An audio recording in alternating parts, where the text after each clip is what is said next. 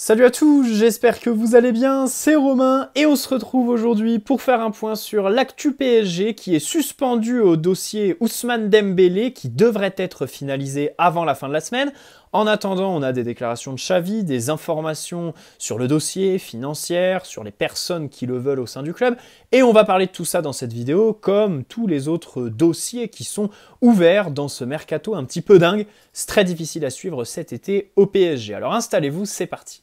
Avant que la vidéo commence, petit placement de produit pour le site ZoFoot qui vous propose des répliques non officielles mais d'excellente qualité de tous vos maillots préférés, beaucoup d'équipes représentées, sélection nationale aussi, avec des badges, écussons et flocages d'excellente qualité comme les coutures. Vous pouvez personnaliser tout ça au moment de votre commande avec 10% de réduction. N'hésitez pas à utiliser le code qui est dans la description, tout comme le lien vers la boutique et les détails de la promotion en cours. Vous avez un ou plusieurs maillot offert en fonction du montant de votre panier. Le maillot est à indiquer au moment du paiement dans la page de commentaires. Et pour la livraison, sachez qu'il vous faudra entre 15 jours et 3 semaines grand maximum pour recevoir votre commande. Voilà, merci à eux, c'est eux qui régalent. Allez, on va commencer avec Xavi qui a donc officialisé, on peut le dire, les négociations et le futur transfert, très probablement, d'Ousmane Dembélé dans les prochains jours. L'entraîneur du Barça nous a dit, la proposition du PSG, on ne peut pas rivaliser avec, ce que je trouve un poil démago parce que dans cette proposition, ce qui intéresse le plus Ousmane Dembélé, financièrement, évidemment que ce sont les 25 millions qu'il prend lui et son agent sur la clause libératoire, 25 millions que le PSG va dépenser, mais qui, à l'origine, ont été mis par le Barça pour le prolonger absolument l'année dernière, sous la pression de Xavi, qui voulait le garder à tout prix. Donc, ces leçons, je pense qu'il peut un petit peu se les garder, parce qu'en termes de salaire, ça tournait quand même à plus de 20 millions bruts au Barça. Je pense qu'il sera augmenté en signant au PSG, c'est même quasi sûr, mais pas doublé. Voilà. S'il est augmenté de 2 ou 3 millions à l'année, c'est déjà bien, sachant qu'il prend en plus les 25 millions. En fait, c'est comme Lucas Hernandez avec le Bayern. On nous dit, ouais, machin, il vient pour l'argent. Je mettrais plus en avant les raisons familiales pour Lucas Hernandez, sachant qu'au Bayern, il touchait 15 millions en net, et qu'au PSG, s'il est augmenté de 2 ou 3, pareil, c'est le bout du monde. Ce que je veux dire, c'est que les mecs ne voient pas leur vie changer en matière de salaire, sachant que dans leur club d'origine, ils sont déjà payés très très grassement. Voilà, donner plus de 20 millions bruts à Ousmane Dembélé, bon, je pense que à l'inverse, si tu mets pas la clause avec les 25 millions aux joueurs et à l'agent l'année dernière, jamais Dembélé vient au PSG cet été. Voilà. Maintenant, bien sûr, il faut dire aussi la réalité. Je vois les supporters barcelonais m'attraper dans les commentaires. Bien sûr que la dimension financière est très importante dans ce transfert, que ce soit pour l'agent et le joueur. Voilà. Xavi qui a aussi dit, alors Dembélé a parlé avec Luis Enrique et Nasser El Khelaifi. Il y a un absent, c'est Luis Campos. Et ça me fait une petite ouverture parce que sur ces derniers jours, il est complètement aux fraises. Enfin, il est au Japon et en Corée avec le groupe, mais on ne sait pas trop ce qu'il bosse sur le mercato. Il y a Jorge Mendes qui continue à faire sa propagande dans les médias portugais pour dire « Ça y est, le PSG a un accord avec Gonzalo Ramos, ça va s'accélérer. » Enfin, ça fait 1 mois et demi qu'on a ça. Le pauvre Jorge me fait un petit peu de la peine, parce qu'on voit très bien qu'au sein du PSG, Ramos n'a pas grand défenseur. Et donc pose la question du poste de directeur sportif, alors qui n'existe pas aujourd'hui parce que Luis Campos est conseiller football, conseiller sportif à travers sa société. Ce que je veux dire par là, c'est que oui, d'un côté, on peut se poser la question de la suppression de ce poste quand tu vois Nasser reprendre le mercato à 3 semaines de la fin, mener les dossiers. C'est une bonne comme ça peut être une mauvaise nouvelle, bien évidemment. Quand tu vois aussi les entraîneurs qui à chaque fois sont livrés à eux-mêmes en conférence de presse parce que les directeurs sportifs ne les soutiennent pas face à la presse. Le vestiaire, pareil, peu importe les directeurs sportifs, les mecs ne réussissent pas à créer une espèce d'ambiance, à avoir une espèce d'autorité sur les joueurs. On se rappelle de Leonardo dans l'entre-deux matchs contre Dortmund, l'embrouille avec Keylor Navas. Luis Campos cette année, c'était avec Neymar qui lui reproche son mercato de D2 portugaise, même avec Marquinhos. Alors ça, c'est très fort quand même, se fâcher avec le très neutre Marquinhos, faut le faire. Et en plus, Nos directeurs sportifs sur les dernières années sont là, on peut se demander pour quels intérêts. Sûrement les leurs avant ceux du club. Donc tout ça t'amène à penser à une suppression. Alors perso, je dirais plus une refonte du poste de directeur sportif parce que je vois mal le PSG avec un entraîneur et Nasser. Il y a un gros fossé quand même entre l'entraîneur qui est tous les jours au campus et tout ça, machin chouette qui est à fond, et Nasser qui a 10 000 professions, qui est Harlem le Globetrotter. Donc, je me dis, il faut quand même un juste milieu, avoir quelqu'un, peut-être pas un directeur sportif officiellement, créer une nouvelle fonction, que ce soit quelqu'un axé sur la vie quotidienne, voilà, la cohésion du vestiaire, qui s'occupe aussi du centre de formation des féminines, parce qu'il y a des choses à faire aussi là-bas, et qui, sur le marché des transferts, est accompagné par une armée d'avocats au club, voilà, qui rédigent les contrats, machin chouette, plutôt que de mandater des copains, les arroser de commissions et tout le bordel, même si bien sûr, dans ce milieu, c'est plus facile à dire qu'à faire, hein, parce qu'il vaut mieux un bon Kiajorapchian ou un bon Pinizahavi qui te prend une com à 10 millions, mais qui va te faire le deal, voilà, parce qu'il est pote avec Daniel Levy ou machin, plutôt qu'un avocat inconnu qui va arriver et faire chier tout le monde au repas avec ses textes de loi et qui va boucler rien du tout. Mais voilà, par exemple, quand on voit la piste Maldini, bon bah voilà, je me dis ouais, ça peut se rapprocher d'une idée que beaucoup de supporters soumettent comme Zlatan Ibrahimovic, à savoir quelqu'un qui a du charisme, qui au quotidien va un petit peu s'occuper du vestiaire, pas laisser son entraîneur tout seul, parce que là, enfin Luis Campos c'était ridicule quoi. On l'a entendu 4 fois je crois, il a parlé à un moment donné après un match sur Canal+ pour rien dire du tout. En fait il est venu devant les caméras pour dire, bon honnêtement aujourd'hui en fait l'heure est au travail, l'heure n'est pas à parler dans les médias. Bon, d'accord, qu'est-ce que tu viens foutre devant eux alors? L'interview lunaire chez Rotten pour taper sur Apero Henrique l'année dernière après le mercato d'été. Après le mercato d'hiver, l'interview, enfin, si on peut appeler ça comme ça, qui dure 2 minutes sur Téléfoot. Sur les 2 minutes, il y a 1 minute 30 sur le nouveau campus et tout ça, et rien sur le mercato. Et je sais même pas s'il y en a un troisième. Mais tout ça pour dire qu'on l'a globalement pas assez vu. En plus, enfin, Galtier a eu beaucoup de choses à gérer, que ce soit vis-à-vis de ses joueurs, mais aussi lui-même. Hein, quand il y a eu les accusations de racisme et tout ça, on se souvient de Julien Ménard qui arrive en conférence de presse et qui récite sa feuille rédigée comme un petit sixième. Mais ça, c'est pareil, c'était lunaire, encore une fois. Un trophée de plus à rajouter à l'armoire du divertissement Saint-Germain. Mais voilà, j'aimerais quand même un DS beaucoup plus impliqué dans la vie quotidienne. Par exemple, Campos sur le dossier Mbappé, tu l'as même pas entendu, quoi. Enfin, c'est lunaire de se dire qu'aujourd'hui, en fait, depuis la lettre qui a filtré dans les médias, t'as plus entendu Leonardo parce qu'il a répondu favorablement aux questions de l'équipe début juillet, je crois. Bon, il règle ses comptes, quoi. Il tabasse Mbappé, que Luis Campos, qui est quand même le mec officiel. C'est absolument... Enfin, ça, c'est un petit peu marrant. Ce qui est encore plus marrant, je pense, c'est que Leonardo, je le vois pas prendre la parole comme ça, sans avoir au minimum l'aval du club, sans demander l'aval du club, ou au maximum, sans avoir été missionné par le club, en fait, pour dire ce qu'il a dit. Voilà, parce que bien sûr, quand ces mecs-là partent du club, ils signent un contrat, une clause de discrétion, ils parlent pas dans les médias, machin chouette. C'est pour ça que moi, cette prise de parole de Leonardo, bon, j'aimerais bien être dans la conversation WhatsApp avec Nasser, qui lui envoie, comme nous, à 3h du matin à son ex, quand on est en perte de lucidité, tu dors, est-ce que tu peux parler dans l'équipe, est-ce que tu peux tabasser Mbappé pour essayer de nourrir ma campagne médiatique? Je pense que c'est globalement comme ça que ça s'est passé, quoi. Je tire le trait, je caricature, mais franchement, je mets une petite pièce sur le fait que cette parole de Leonardo ait été commandée par le club. Bref, dans tous les cas, il a réglé ses comptes parce que lui, en 2021, bah, il voulait absolument s'en débarrasser. Mbappé a eu la tête de Leonardo dans le cadre de sa prolongation, mais Leonardo, lui, au moins, on l'écoutait. En 2019, il te dit sa fameuse phrase « Mbappé, tout le monde veut, personne peut ». En 2021, il prend la parole au moment de l'offre du Real où il dit elle est jugée pas assez haute. Et on l'entend globalement plus que Campos. Et encore, à l'époque, on critiquait Leonardo parce qu'on l'entendait beaucoup moins sur son second passage que sur son premier, au début de l'RQSI. Donc voilà, concernant le DS, je ne suis pas forcément pour la suppression du poste, mais avoir quelqu'un beaucoup plus présent au quotidien. Et Campos, comme je l'ai dit, en fait, on le recrute avec une étiquette de très bon recruteur pour aller chercher les super talents.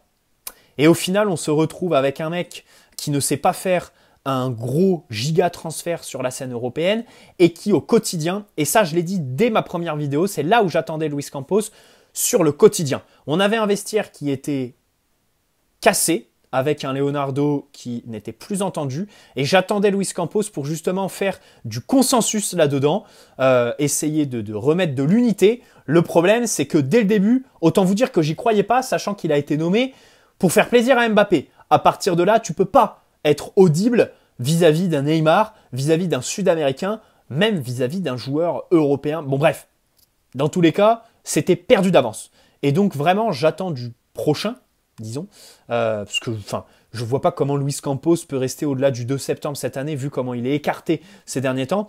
Attendons peut-être le 31 août, pour voir si d'ici là, il réussit à placer un Joao Félix ou un Gonzalo Ramos dans l'effectif. Mais ça me semble quand même assez mal parti. Donc voilà, j'attends quand même un directeur sportif qui réussit quand même à créer de l'unité et du consensus au sein de cet effectif au quotidien en soutien de son entraîneur. Voilà. Pour finir avec Xavi, revenir à l'entraîneur du Barça, j'aimerais aussi ouvrir sur le sujet de l'entraîneur sur le mercato. Pourquoi? Parce que il est marrant, Xavi. Il te dit, ouais, le PSG fait une proposition machin chouette qui est hors cadre. C'est un très bon entraîneur. Je le respecte à 100%. Il remporte la Liga cette année, pas de problème. Je pense que les Qataris seront d'accord avec moi parce qu'ils l'adorent. Et je pense qu'à un moment donné, il sera associé au PSG, si ce n'est nommé sur notre banc. Mais l'année dernière, c'est lui qui fait du lobbying pour prolonger Ousmane Dembélé à tout prix.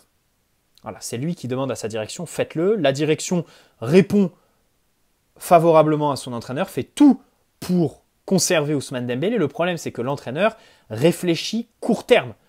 Et tu acceptes une prolongation de 2 ans avec cette clause lamentable, digne de la plus grande incompétence. Et en matière d'incompétence, Nasser peut discuter avec Laporta parce que vraiment, les deux là, sur les dossiers Dembélé et Mbappé, sont clownesques. Tout ça pour faire plaisir à son entraîneur. Où est-ce que je veux en venir? Les entraîneurs, oui, peuvent avoir leur mot à dire sur le mercato, mais pas à 100%. Un entraîneur signe 2-3 ans, reste 2 ans tout au plus dans un club. Et c'est valable dans tous les grands clubs. Les valses d'entraîneurs au Real, au Bayern, c'est les mêmes qu'au PSG, si ce n'est plus. Les joueurs signent 5 ans. Donc, il faut un directeur sportif, un président qui a une vision un petit peu plus longue que son entraîneur, qui va penser à ses intérêts court-termistes, comme sur Xavi, qui là, a mis typiquement le Barça dans une situation un petit peu délicate. Alors, les supporters nous diront, oui, Ousmane Dembélé se blesse souvent, et pas là dans les grands matchs, on est content de s'en débarrasser, c'est un boulet. La réalité, c'est qu'ils prennent que 25 millions, et que cette clause est honteuse. Voilà, c'est tout. En plus, au-delà de la clause officielle, il y avait cette espèce de clause secrète qui est apparue mardi matin comme un Pokémon, incompréhensible, ça fait nos affaires, pas trop celle du Barça, mais voilà.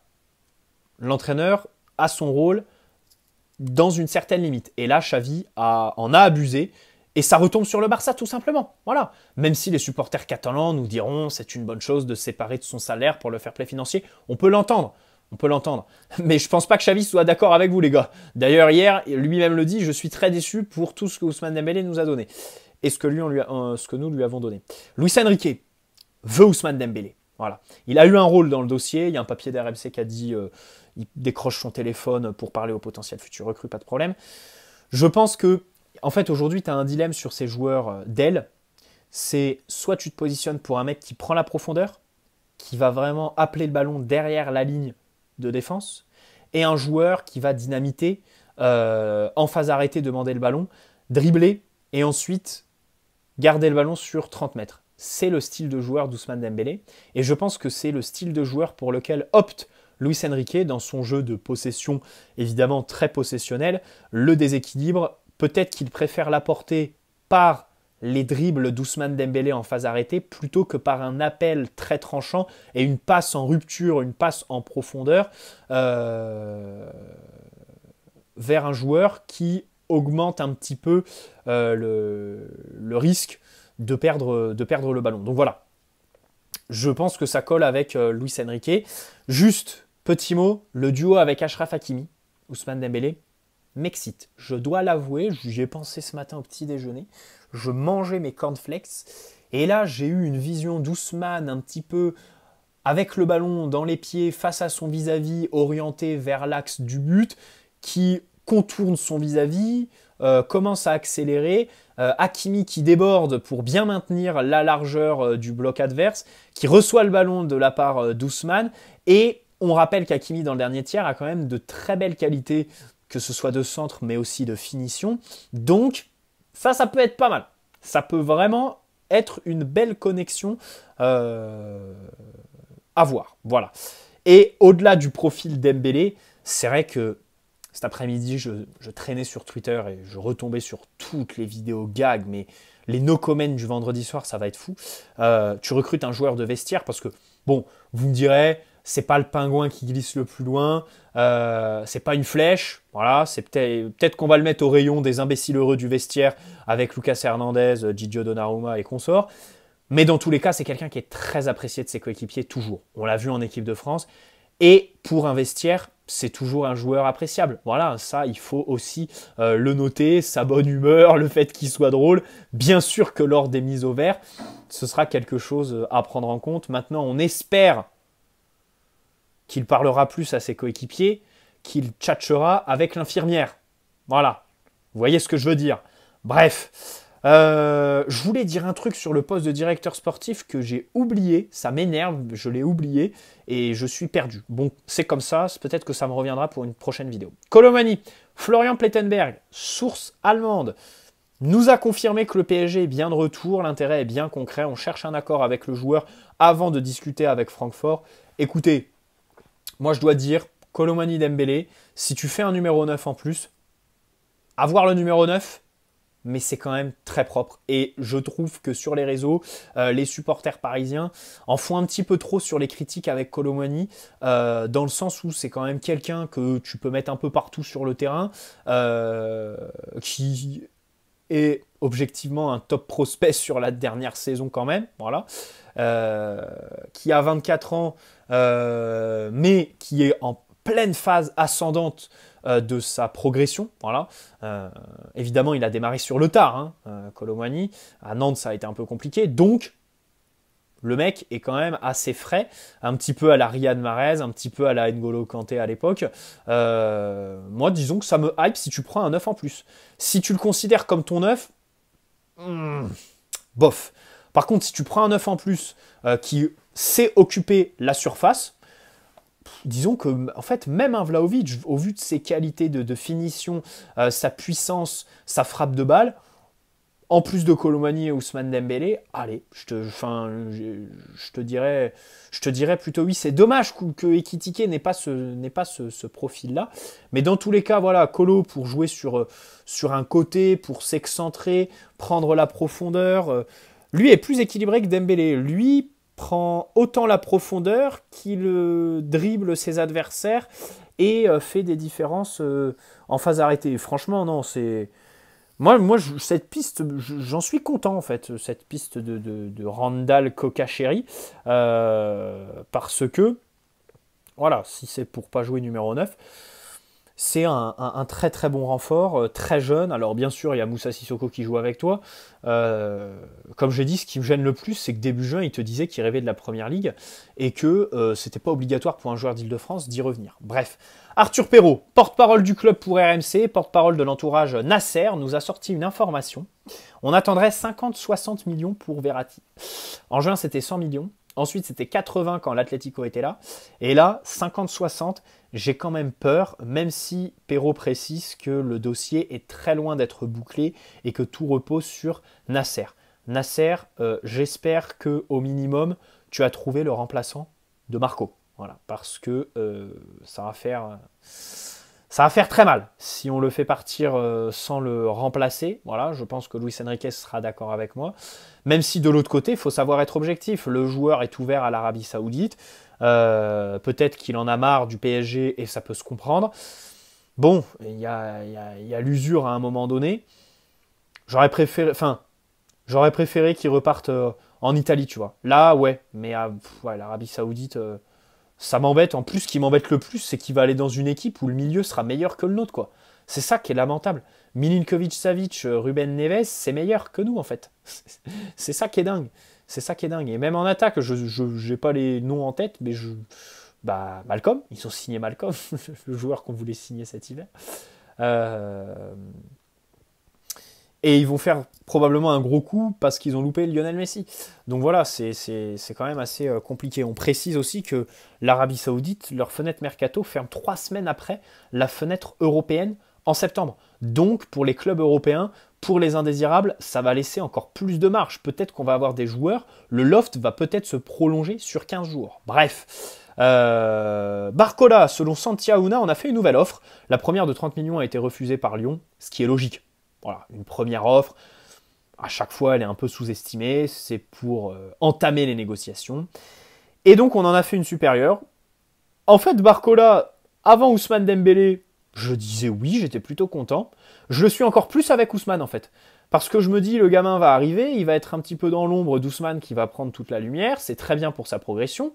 En plus, il va avoir du temps de jeu, hein, parce que Dembélé va se blesser, parce que Barcola offre aussi des solutions différentes. Voilà. Sur des matchs où Dembélé n'arrive pas à faire les différences en 1 contre 1, tu fais rentrer Barcola et ses capacités à prendre la profondeur, je pense que t'es quand même pas trop mal, voilà, parce que c'est un joueur qui va faire beaucoup plus d'appels qu'Ousmane Dembélé. Dans le dernier tiers aussi, peut-être des gestes un petit peu plus justes, même si je maîtrise ce que je dis. Hein. Attention, en matière de talent et tout ça, faut pas manquer de respect au joueur qui est Ousmane Dembélé. Mais dans tous les cas, voilà, Barcola, s'il y a moyen de le faire, c'est pas mes sous, je fais quoi, voilà, Barcola Dembélé. On prend, mais de toute façon, en fait, c'est ce qu'il faut faire objectivement, parce que cette attaque est tellement sinistrée qu'on a besoin de 3 ou 4 joueurs minimum, si ce n'est 5 avec le numéro 9. Donc voilà, je suis plutôt content de ça. Fabrice Hawkins et Ekitike est pisté par la Juve, le Bayer Leverkusen, West Ham, Nottingham. Le PSG pourrait tenter de l'inclure dans un deal avec Colomani. Ça, ce serait vraiment bien pour faire baisser la note. Ekitike fait une belle préparation, je suis très content pour lui. Mais je reste sur ma position. Il faut le prêter cette année pour qu'il joue régulièrement parce qu'à la fin du mercato, le PSG aura recruté. Et Ekitike va retourner au rôle qu'il avait l'année dernière, même s'il sera probablement titulaire contre Lorient dans 10 jours.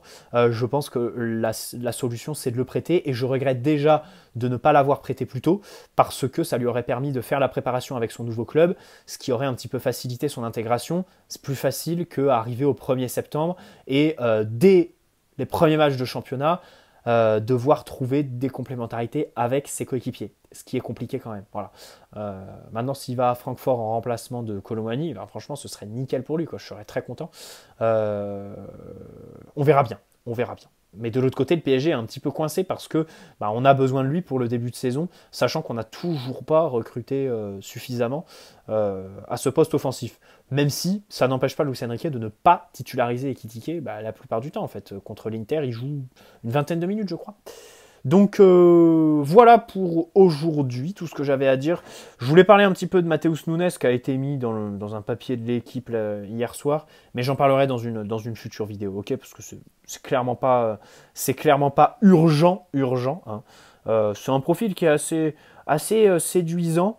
Maintenant, oui, c'est le catalogue Jorge Mendes, et j'espère que c'est pas pour remplacer Marco Verratti, si vous voyez ce que je veux dire. Bref, bonne soirée à tous, n'hésitez pas à poser un like si cette vidéo vous a plu, vous abonner si ce n'est pas déjà fait, et puis on se retrouve peut-être pas demain. Alors demain, le PSG joue à 10h, le problème c'est que j'ai une journée chargée, puis le soir je prends l'avion, donc s'il y a un débrief, ce sera à Roissy. Bonne soirée à tous les gars, et on se retrouve le plus vite possible, parce que ce week-end, on va profiter de la mer. Ciao les amis.